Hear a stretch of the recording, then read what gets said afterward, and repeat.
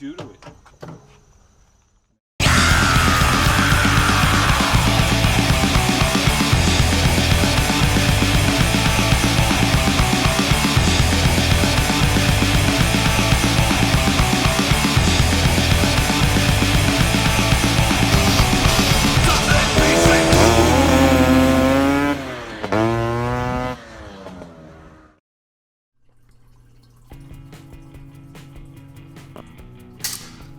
In order to finish up the rear suspension so we can get the bike ready to put the engine in, I took the gas tank out. I took the opportunity to remove the oil tank as I was plugging up the sight glass hole with a rubber grommet. I also realized that this is a huge mess, so I had some cleaning up to do after this.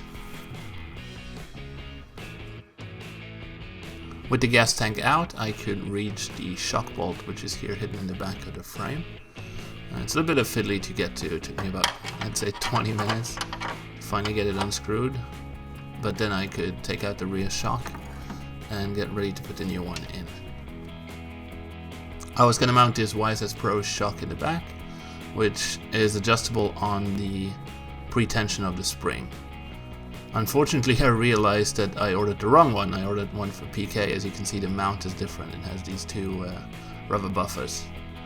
The diameter of the threaded rod is also larger. So what I did, I took the old spacer, drilled it out, and threaded it so it would fit this PK shock. And then I could mount the old rubber buffer on top.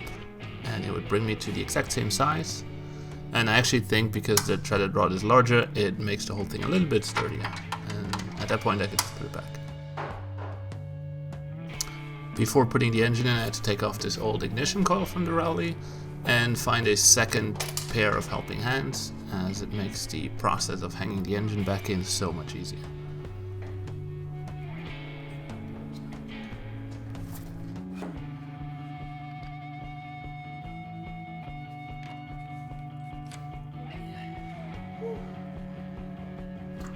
Just like in the front, the rear hub was powder coated in satin black, so it would fit the overall look. And then I finished up by just mounting the exhaust.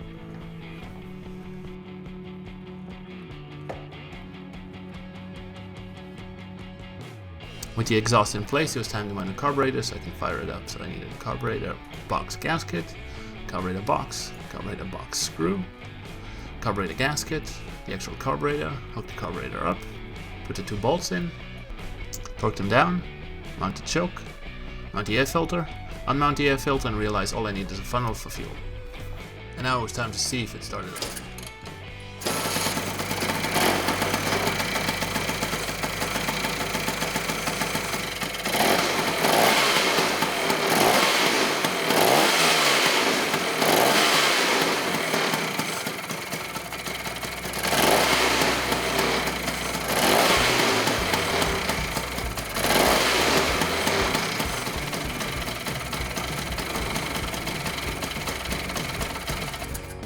Before I could take it for a test ride, I had to do some cosmetic stuff to it, clean it up, mount all the necessary parts to make it street legal again. And of course, during all of this, forget to film. So here's some pictures to see what the end product looked like, and I was able to finally take it out for a ride.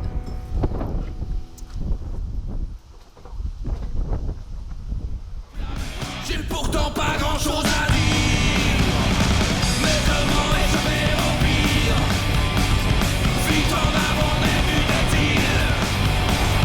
chacun regarde son nombril.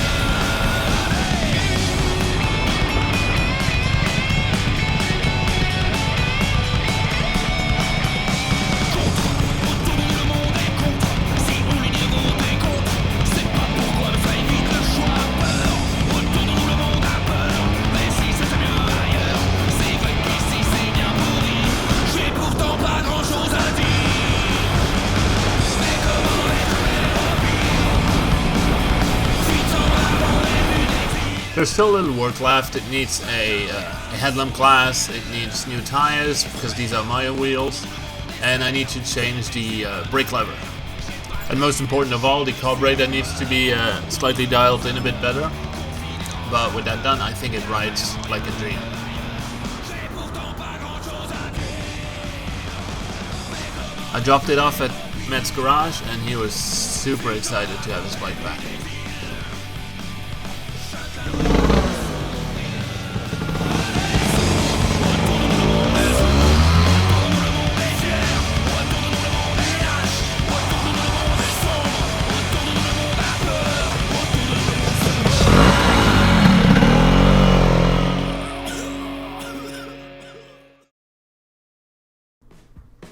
In retrospect, I really enjoyed working on this bike.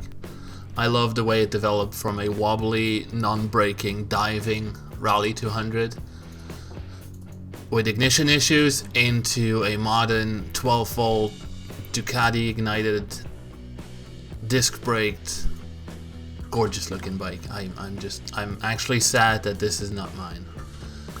I hope you enjoyed this video. This is definitely not the last time we see this rally, as it will probably show up in future episodes of That Scooter Thing. That said, don't forget to comment, subscribe, all that good stuff, and I'll see you in the next one.